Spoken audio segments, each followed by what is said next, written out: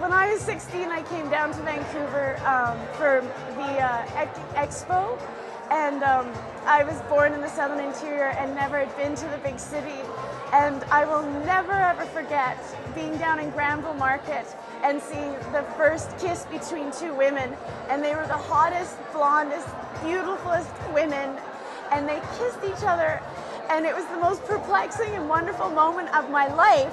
And I was just all about it, wanting to ask my mom and dad what I'd just seen, or they didn't really explain it. They just sort of ignored it. But it was the most fucking vivid, beautiful moment of my young woman's life in the city, and I'll always hold that and be grateful to those two women for doing that to a sort of country bumpkin young woman. And I'm just grateful to Vancouver for the gay culture, and specifically the dyke culture, and I hold it in my heart and gratitude. So thank you to those women and all the women in this big, beautiful city.